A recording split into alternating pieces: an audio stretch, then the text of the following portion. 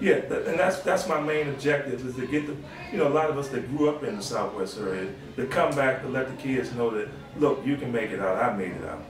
What's the secret to your success? That sounds like a very successful event, 1,500 people. Well, the secret is that actually taking ownership of it, because I can sit and I can visualize the type of event that I want. And I went through some lumps and bruises, because you have a lot of kids, you have the social media now, where they get on Facebook and you have these kids from different neighborhoods. You have kids from Southwest, they get up on there and say, well, meet me at Southwest Day. You have these little crews that's, they want to fight and do these things. And so I went through a stumbling block 4 years ago, where I had a kid come down to the event, he had a gun on him. And he shot 3 times in the air. And it just so happened it was away from the event. But a lot of people, the majority of people at the event never knew it took place. And so I had a inkling that I didn't want to do the event anymore, because it was taking on the wrong type of, bringing the wrong type of crowd. I didn't think that the people were actually enjoying themselves, having a sense of unity and community. It was about, who's the baddest crew in the neighborhood. And so I had to sleep on it. And actually I came up with a bright idea to say, well, I'm gonna move it from Greenleaf Recreation, and I'm gonna put it back in Landsberg Park, where we actually started at. And so what I had to do, I had to change the name. I no longer call it Southwest Day. What I call it is Summer in Landsberg. And what it does, it took some of the sting out of it, because a lot of the Southwest kids take ownership of the Southwest name. And so by me coming up with Summer in Landsberg, a lot of the kids, if you put it on social media, they don't even know what Landsberg Park is. And I'm glad that we actually have an opportunity to talk about, Southwest and Greenleaf in particular, because a lot of kids don't know the history. And if I can go out here right now today and ask a 10-year-old, where's Landsberg Park? And he might just live right across the street from the park and don't even know the history of it. And so, so I make it Summer in Landsberg, so some of the people that grew up in Southwest, they can come back and actually look at the park where they grew up at. You still have some murals on the wall in the back of the mall of the park, where people who's in their 60s and 50s who actually painted those murals in the back of the park mall. What do you feel is missing from this community? Leadership, within the community itself. Me, I no longer live, I don't live in a community, but I do have a voice. But if my thing is, trying to get all the community resident council presidents on one accord. I think there's a lot of misinformation and a lot of eyes instead of them being as one as a whole. I think that's the biggest thing that's missing, because in numbers you can make changes, but if you think, James Creek is better than King Greenleaf Gardens, or South Ash Garden is better than Greenleaf Extension, I mean, we have to get out that mindset. I think that the resident councils of all the low-income housing properties in Southwest need to get on one accord. What is your sense of the relationship between the outside community, the larger community outside of Greenleaf and Greenleaf? People of different class backgrounds and racial ethnic backgrounds. What is the relationship? How do they all get along? Is there unity, or is there division? There's a division. And as a kid, I seen the division, but I wasn't going to allow that to stagnate me. And I think what happens is when you're actually not, if you don't eat at the table with a certain ethnic group, there's something wrong with it. But going to Amadon and Jefferson and Wilson, it actually allowed me to know that because you don't look like me, you're still human. I mean, I think in the community as a whole, they just had a playground project right by the library, and actually I see white kids, on the swings with black kids, and it's just that a lot of ignorance goes along with the adults. I think in Southwest, I just walked past 3rd Street, and I closed my eyes just for a moment. 3rd and 3rd Street. I closed my eyes for a moment and just opened them right back up. I didn't know that I was in low-income housing because the manicured lawns that I actually seen, it was five or six houses in a row as you coming down M Street. You know, it didn't look like low-income housing. So I think the projection is that if everybody could keep their lawn like that, they would never know that these was low-income housing. What are your views about the development that's taking place around the community? I mean, my biggest thing is that just getting the word out to let the people know that they have to go to these meetings. You know, they have to go to the ANC meetings. You have to go to these different meetings when it's involving your area where you live at. And I don't think enough people realize how important it is to actually be at these meetings. Because, you know, your voice do count. But if you don't attend these meetings, the bulldozers will be coming. And I find it in, you know, the people that I grew up with, you know, that live on this property, a lot of them just don't attend the meetings. You know, I mean, if you don't attend the meeting, the agenda will get done. And the whole agenda is to bring the bulldozers in. And so we can't wait until the bulldozers come, and then we want to hold these rallies, these press conferences, when you haven't attended any meetings. I mean, that's my biggest thing is that, you know, even 5 years ago, when they were talking about the WALF project and things like that, you know, I didn't see too many people from, you know, King Greenleaf, South Gardens, or anywhere in these meetings, voicing their opinion, you know, what they want for their community. I mean, now you know, they're talking about the bulldozers, so you want to rally the troops, and that's my biggest thing about my people. You know, we don't take these meetings seriously. Well, what are your feelings about the plans to demolish? Well, I mean, I have, back in the 80s, when I was living in 1200 Delaware Avenue, actually, Marion Barry, actually, my building was on the block to bring senior citizens. And so we had to move. That was in 1983. We was one of the last families moved out of 1200. And so we was fortunate enough to get a place right here on Delaware Avenue, right across from Landsberg Park. And it became a senior citizen home. But before that, they redeveloped James Creek and James Creek. And they did a move in place where they actually took, you know, the families, they did a section by section where some of the families moved in King Greenleaf Garden apartments. They moved on this side, they moved some in South Fact. That way the family still stayed intact, the kids still stayed in school, you know, everybody still knew each other. And so once they finished developing one part of James Creek, they just moved the families back. And then they started on the other part. And I wouldn't have a problem with that type if they decide they wanted to redevelop 1200, 203, King Greenleaf Garden. I mean, I was just walking around today and looking at how many vacant units they have available. I mean, that plan will work because, I mean, just sitting outside at night around this area, you know, you see the rats. I mean, rats are everywhere. You know, I mean, it's just infested with them. And I don't think, you know, people need to be living like that. I mean, these places are fairly old. But I mean, if they decide, but I just want to keep the families in the neighborhood because I think they need a makeover. Yeah. Well, what is it that people can do? This is, I think, the last question. What is it that you think people can do to help improve the community and save the housing, or create an arrangement like the one that you're describing, which is more I just? think first, you know, you have some that have kids on the lease that may be 18, 19. Send them to apprenticeship program.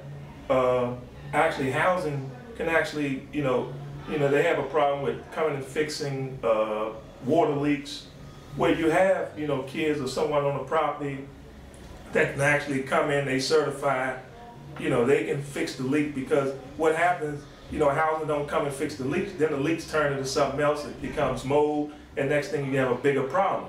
You know, you fix the problem as it goes. I mean, I know how the government works. You know, you start off with something small, and next thing you know, it's so big. You know, then you're forced to move out. You have sewage back up and things like that. But housing should have a program in place where they actually, you have kids 18 or over, they can get in this program, where, you know, they can do electrical, plumbing, or whatever. And so they don't have to spend so much money to bring a plumber out or electrician out. You have the electricians right there on the property. But I know another thing, you know, people are saying, well, you know, when these kids get these jobs and they on the lease, you know, the rent goes up. And, you know, that was one of the things that a lot of the kids, parents had suggested to me, because, you know, I try to get a lot of them jobs through different programs, and first thing they say, well, they're gonna go up on my, you know, my mother's lease. And I was told that, you know, no, they don't do that. They just adjust it just a little, you know. But the thing is that we have to teach these kids once they get 18 and over that, hey, you have to pay bills. And so I think a program, apprenticeship program, is something. That way they can help out with the house. I mean, you can take your place just like you own a home. Because if I own my own townhouse and something go wrong, you know, I'm calling someone up to come to fix it. You know, yeah, that's what I think. The house should have some kind of program in place where if you're 18 and over, you can get in this apprenticeship program for housing, through housing, and help with some of the problems that housing has. My name is Thelma Jones. And when did you move to Greenleaf, Ms. Jones? I actually moved to the community of Southwest in the summer of 1976. And at the time I moved to Channel Square Apartments. Okay. And are you currently a resident of Greenleaf? I am currently a resident of River Park. However, given the nature of my work as a community activist, I have a lot of interaction with the residents here in Greenleaf as well as the residents throughout the community. I have served on the board of the Southwest Neighborhood Assembly, which is a civic organization here in Southwest since the mid-1980s. And given the mission of the organization to help to improve the quality of life of all of our residents, I am actively in touch with the residents in Greenleaf as well as the other housing complexes. Okay. What were your first impressions of Greenleaf? My first impression coming from Southeast, the Congress Heights area, I was a bit unhappy with the conditions of Greenleaf in the early 70s. However, sort of over time, improvement started to occur. But I would just say that in the beginning, if I had other options, this would not necessarily be a place that I would want to live, in part because of the physical appearance.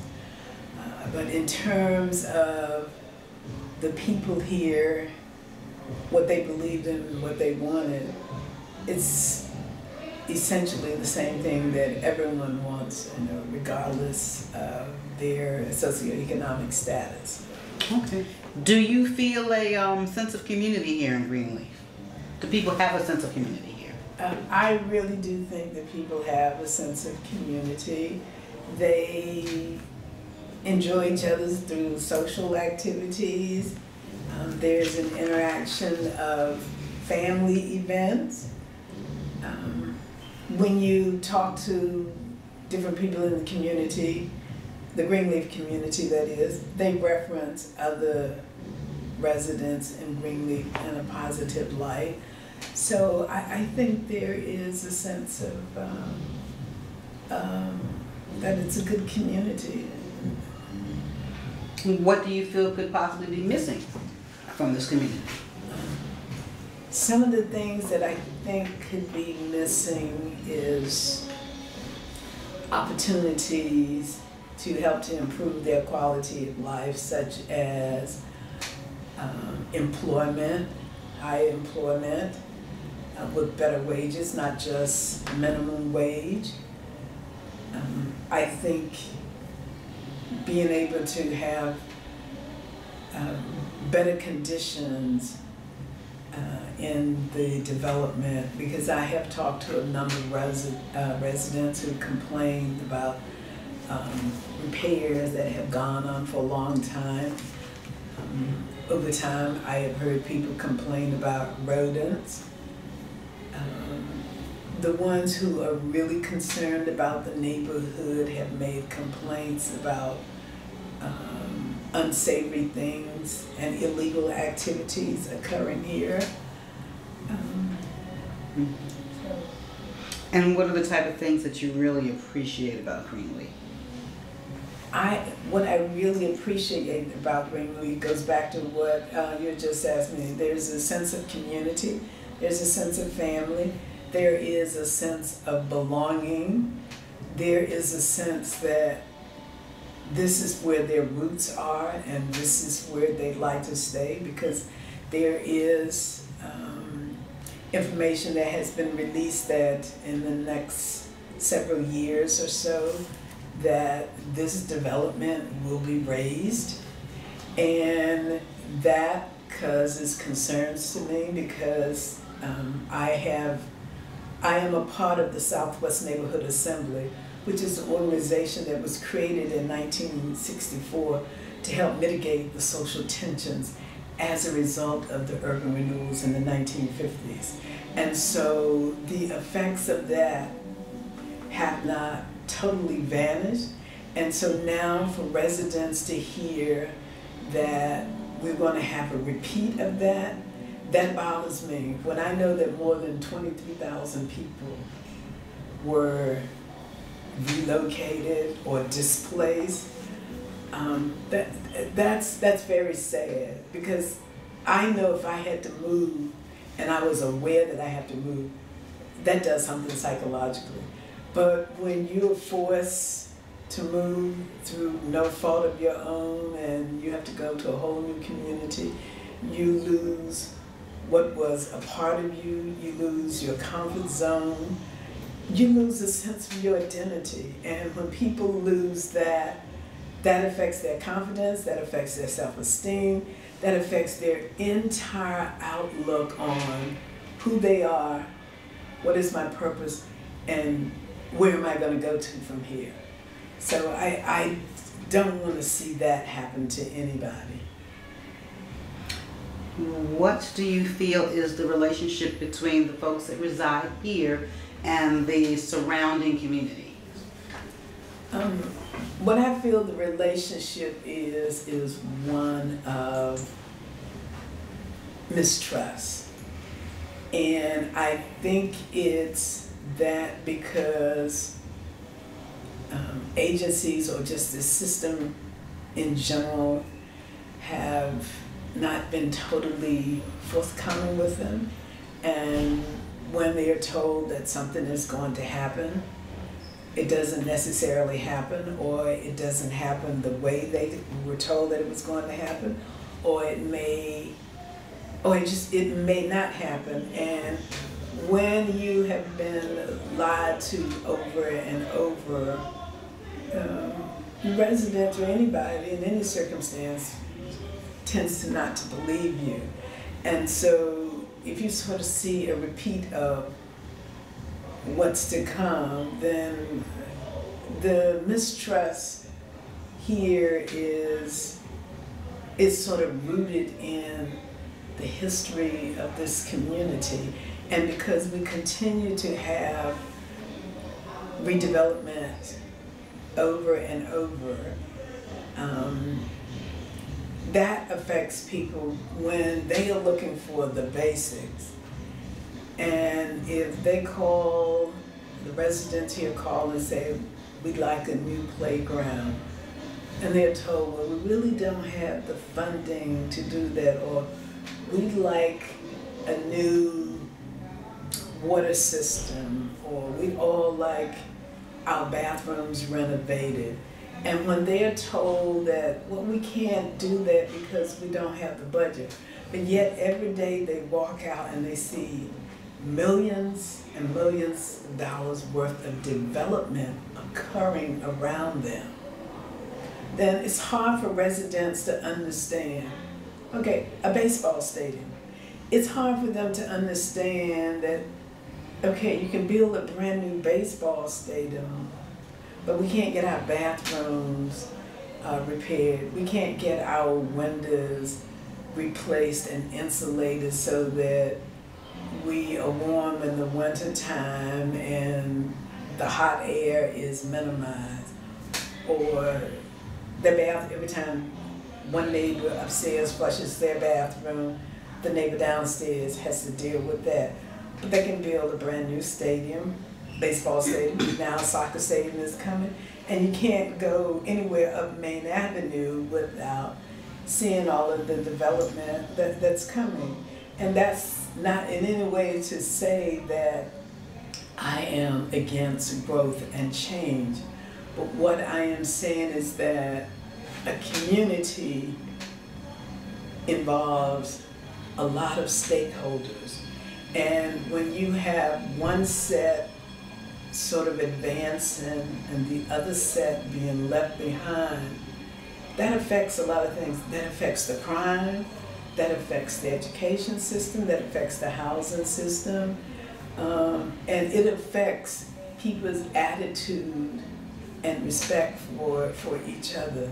And one of the things I try to get community members to understand, particularly when crimes happen, regardless of the degree of the crime, when a little child grows up hearing their parents or grandparents saying, we used to have all of this, I remember when, and now they took it away from us. So in their mind, not to say it's right, so if they take something, then it's justifiable to them. You took from me, so I'm taking from you, regardless if the people that they are taking from now were the people that helped to remove them from this property a long time ago. Kids don't rationalize like that, you know, they hear, they took that from us. Mm-hmm. And so those are the premises that they operate on. Or kids, I know from reading some studies, kids start seeing differences and disparities very early. And when they don't have what they feel that they should have, or when they begin to wonder, why don't I have what the other people have, that kind of resentment and attitude manifests itself in all kinds of ways, whether it's anger, whether it's through crimes or what, and somehow society either does not see that or they don't want to see it. Let me ask you just a few more final questions, and thank you for those answers. What do you think is the solution? What are the roles that residents can play to institute change and to stave off the demolition?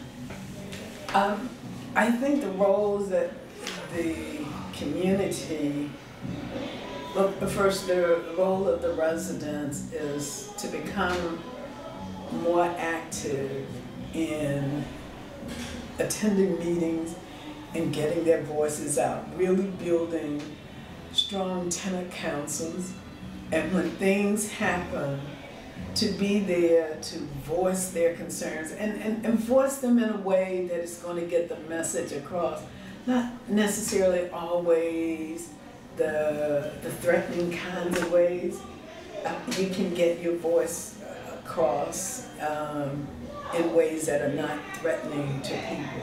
If you continue to show up with your concerns in writing, and when you realize they were not addressed the last time, we're back here this time, then that coalition or that group wants to continue to grow, and then they want to escalate to another level. Okay, the community didn't do anything.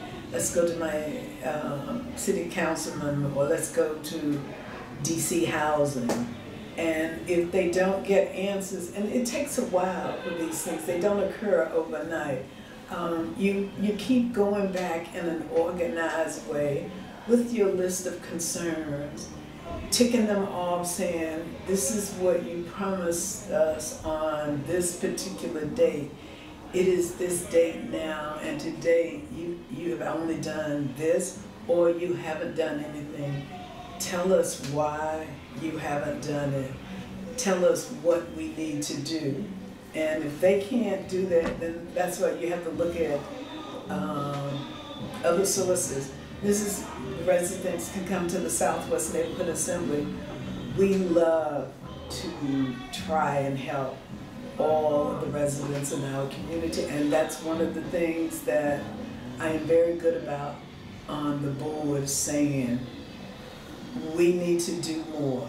We need to move our meetings around so that they are held throughout the community, not just on this side of 4th Street or this side of Delaware Avenue, because community residents east of Delaware do not feel as comfortable coming to west of Delaware, and then the people west of Delaware don't feel good about coming to east of Delaware.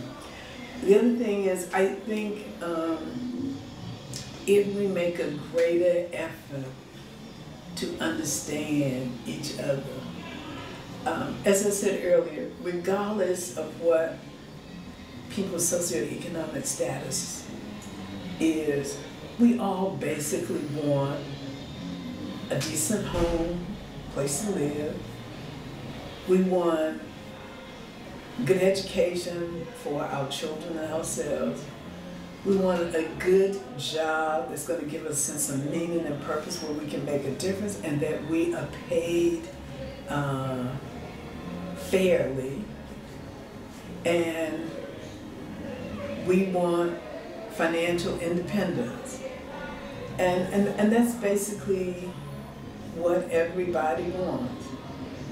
And I think that where we have communities in Southwest and elsewhere, that these elements do not exist, I really think that we should look more at wraparound services, that we can't just look at the fact, okay, well, Thelma is living in public housing and she's not working, and she has 2 kids and she doesn't own a car, or she may not have finished high school, or she may have finished high school, but how can I take care of my 2 kids if I am not working? So I need a job that's going to give me a sense of purpose, sense of who I am, and a livable wage. If my kids are of a certain age and they need daycare or after school, then we will need to help identify that. And if the job is way across town and the person has just started work, we have to look at some kind of subsidies for transportation. Okay. Mm-hmm. It could also mean that one of the kids or some other person in the family could have some kind of illness. Having people like patient navigators working with the families to identify the challenges, whether it's dental, medical, or whatever. So I think it's important that society starts looking at challenges from a holistic standpoint, that you don't just find me a job if I don't have daycare, and I mean good quality, convenient daycare. Not a daycare that I put my child in and when I pick him up in the afternoon, there's always a challenge. Or if I'm at work, I'm worried about the welfare of my child because of something that has happened previous days. Mm-hmm. Well, your answers were very extensive. We appreciate it. Is there anything that you would like to add? I would like to add that I hope in collecting these interviews that it would truly make a difference in how residents here see themselves, and how it can continue to inspire them to not to give up in what may be despair or hopeless situation.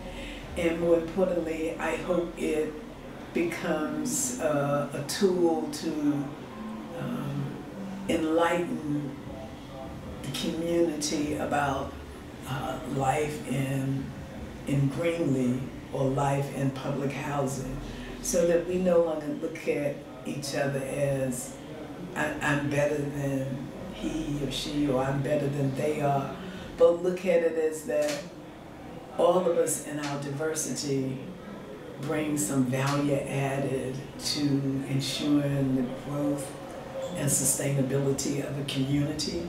And if we feel that low-income people should be pushed out, then that's really upsetting the imbalance of ensuring diversity in a community, because we all learn from each other.